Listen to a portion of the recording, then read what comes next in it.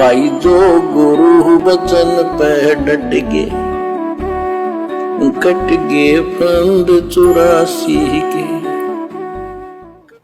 बल्कि बच्चों की बात ना समझना इसको। मैं कोई रूम बाट नहीं हूं, वर्थ की थोक मिलोता हूं, कति काटे की बात कह रहा हूं।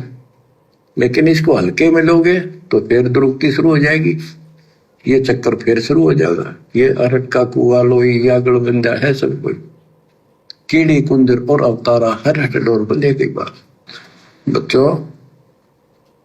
विचार करो, जैसे आज मनुष्य जीवन है, मान ले अगला मनुष्य जीवन होगा, फिर वही प्रोसीजर, जन्म हुआ, पढ़े लिखे बड़े हुए, फिर ब्याह हो गया, फिर बच्चे हो गए, फिर पालन पोषण, फिर मर गए, फिर मान ले का आधा जन्म फिर भी है तो फिर हो गए, फिर मर गए, बुढ़े हो गए, कभी बीच में मर गए, कोई बालक मर गए, कभी हम मर गए। ऐसी दुर्गति हो रही है, इस तो पीछा छुटवा। हमारी दुर्गति तो हो रही है, इस जन्म में भी हमारी दुर्गति थी। जैसे आज हम भगवान की शरण में आए हैं, ऐसे हम पहले 650 साल पहले भी इनकी शरण में आए थे। तो गुरुदेव कह रहे अगर तुम आज भी रह गए ना तो फिर ये दुर्गति शुरू हो जाएगी। मान लो तुम्हें 2-4 लगातार मनुष्य जन्म मिल गए, उन जन्मों में फिर तुम क्या करोगे? संसार तो वही है, काल का लोक तो वही है, वही संसार है, वही दुनिया वाले हैं, वही उल्टे काम धंधे हैं। जब तक तुम्हें फिर से परमात्मा नहीं मिलेगा तुम उल्टे ही उल्टे काम करोगे।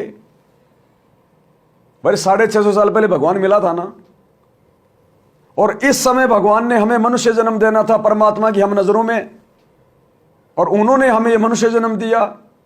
और परमात्मा को तो मालूम था कि मैंने वापस इनको कलयुग की पिछली पीढ़ी में फिर से अपनी शरण में लेना है। तो वर्तमान में हमारा मनुष्य जन्म हो गया, हम धीरे धीरे हम बड़े होने लगे।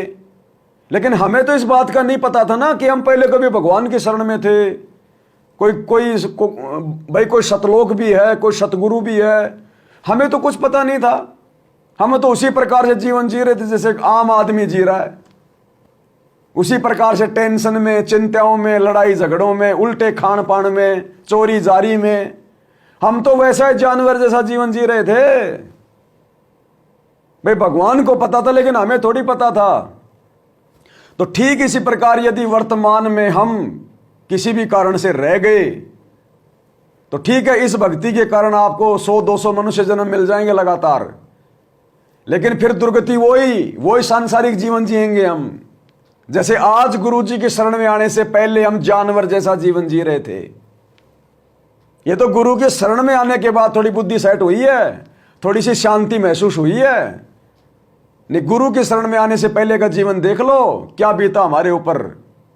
गधे जैसा जीवन था, सुअर जैसा जीवन, सुअर जैसा जीवन, और थे हम इंसान। तो इसी प्रकार मालिक कह रहे हैं अगर तुम रह गए फिर यह काल तुम्हारी भूल भुलैया डाल देगा, फिर तुम्हें कुछ याद नहीं रहेगा, फिर तुम ऐसे ही जानवर जैसा जीवन जियोगे मनुष्य जन्म प्राप्त करके भी। तुम्हारी आंखों के सामने तुम्हारा बेटा भी मरेगा, बेटी भी मरेगी, क्योंकि फिर तुम्हारे संस्कार काम करेंगे। वो आपत्तियां तो उस समय टलेंगे जब तुम सतगुरु की शरण में आओगे, मर्यादा में रहोगे। बिना सतगुरु की शरण और मर्यादा के तो फिर भले तुम कितनी बार पहले परमात्मा की शरण में आ चुके हो, लेकिन संस्कार मिलेगा, संस्कार। तुम्हारा एक्सीडेंट भी होगा, तुम्हारा पैर भी कटेगा, लड़ाई झगड़े में होगा, तुम्हारी कोई आंख फोड़ेगा, तुम्हारे ऊपर लाभ हानि भी होगी, तुम्हें तकलीफ भी होगी, दुख भी होगा। फिर वही जीवन हमारा जानवरों जैसा, कमाओ गधे बैल की तरह, करो ब्याह शादी, बात छुचक लेन देन, डालो नजर गंदी दूसरे की बहन बेटियों के ऊपर, खाओ मांस, पियो शराब, गुटके खा खा के दांत सड़ाओ, 2 उंगली भी अंदर नहीं जा पाएगी मुंह में। तो परमात्मा कह रहे हैं ये दुर्गति तुम्हारी फिर शुरू हो जाएगी फिर। और परमात्मा का काम बढ़ा देते हैं वो अलग है, भगवान को नाराज कर देते हैं वो अलग है। तो मालिक कहते हैं इन सब बातों को तुम याद रखो, ऐसी ऐसी जिंदगियां तुम बहुत भोग चुके हो। सतगुरु की शरण में आने के बाद ऐसी ऐसी दुर्गतियां तुम बहुत करवा चुके हो। अब ये सत्संग इसीलिए किए जाते हैं कि उन दुर्गतियां तुम्हें याद रहे, तुम ज्ञान से समझ जाओ। जैसे सुखदेव ऋषि इस काल के लोक का दुख मां के पेट में समझ गया था और बाहर आके भी उसकी चेतना बनी रही। परमात्मा ने माया रोकी। ब्रह्मा विष्णु महेश की बस की बात नहीं थी वो माया रोकना। ये सतगुरु रामपाल जी भगवान ने रोकी वो माया थोड़े समय के लिए, उस सुखदेव ऋषि को वो याद दिलाने के लिए, ताकि आज गुरुजी हमारे लिए सत्संग कर सकें, हमें काल के दुखों के बारे में समझा सकें। तो सुखदेव ऋषि को तो परमात्मा ने माया रोकी, उस कारण से गर्भ से बाहर आने के बाद काल के दुख याद रहे। और आप और हमें गुरुजी ने अब आके बता दिए, ज्ञान दे के बता दिया, उदाहरण दे के बता दिए सुखदेव जैसों के।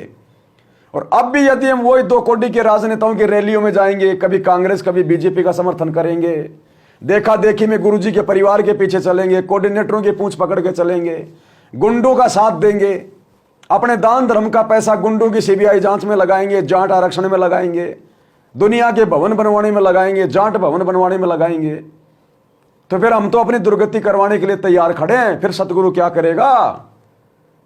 सतगुरु मिले तो क्या करे, मन में वाद विवाद। सतगुरु मिल भी गया, ये ज्ञान भी मिल गया, और फिर भी मन के अंदर वही बकवास चल रही है, तो सतगुरु इससे ज्यादा फिर कुछ नहीं करेगा। भी है तो फिर हो गए, फिर मर गए, बुढ़े हो गए, कभी बीच में मर गए, कोई बालक मर गए, कभी हम मर गए।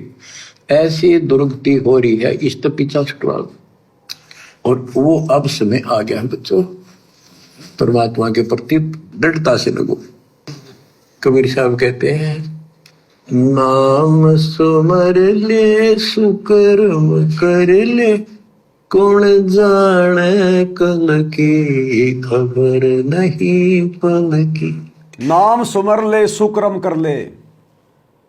आप दुनिया के अज्ञानी नकली पाखंडी धर्म गुरुओं से भी जाके पूछोगे कि गुरु से उपदेश लेने के बाद में राजनेताओं की रैलियों में जाना सुकर्म है या कुकर्म, वो भी आपको यही कहेंगे कि ये कुकर्म है, कुकर्म सुकर्म नहीं है। संतों का मार्ग अलग होता है, राजनेताओं का मार्ग अलग होता है। आज किसी भी नकली पाखंडी आचार्य शंकराचार्य से पूछो कि सतगुरु से नाम लेने के बाद में गुंडों की, गैंगस्टरों की सीबीआई जांच का समर्थन करना, उनकी सीबीआई जांच के लिए 5-5 लाख रुपए का सहयोग करना, ये सुक्रम है या कुक्रम है? वो नकली भी यही कहेगा ये कुक्रम है, कुक्रम सुक्रम नहीं है। तो हम अपने गुरुजी की आज्ञा कहां मान रहे हैं कि नाम सुमर ले सुक्रम कर ले? हम तो कुक्रम कर रहे हैं, और कुक्रम की सजा फिर कुत्ता बन के मिलेगी, कुत्ता बन के। सुकर्म कर ले, कबीर साहब कहते हैं, नाम सुमर ले सुकर्म कर ले, कौन जाने कल की खबर नहीं पल की। इसे नकमे लोक में हम रह रहे हैं जिसका कोई दीन धर्म नहीं, यहाँ कोई न्याय नहीं, और 1 सेकंड का भरोसा नहीं, 1 सेकंड में क्या हो जाए। और फिर भी हम फूले फिरे, क्यों? किसी के साथ दुर्घटना हो जाती है तो हम न सोचा हमारा नहीं होगी, काल सबकी रोल मार रहा है। अब हम भगवान शरण में आ गए कबीर साहब की। अब हम कह सकते हैं यदि मेरी आदत है तो अब हम भगवान की शरण में हैं, काल के इन अटैक से बाहर हो गए। अब हम कह सकते हैं कि मर्यादित हैं, अब हम भगवान की शरण में आ गए, कबीर साहब की शरण में आ गए। तो शरण में तो हम अपने गुरुजी की हैं। शरण में आने का मतलब क्या होता है? जिससे आप उपदेश ले रहे हो आप उसकी शरण में हो। जो जाकी शरणा बसे ताको ताकी लाज। तो आज हमारी लाज, हमारी चिंता किसको? हमारे गुरुजी को। तो हम किसकी शरण में? हमारे गुरुजी की शरण में। और गुरुदेव कह रहे हैं अब आप भगवान की, परमात्मा की शरण में आ गए, कबीर साहब की शरण में। अब कह सकते हैं हम मर्यादित हैं। और जय कर दी गलती, जय तोड़ दी मर्यादा। गुरु बचन पे डट के कट गए फंद 84 के, कट गए फंद 84 के, कट गए फंद 84 के।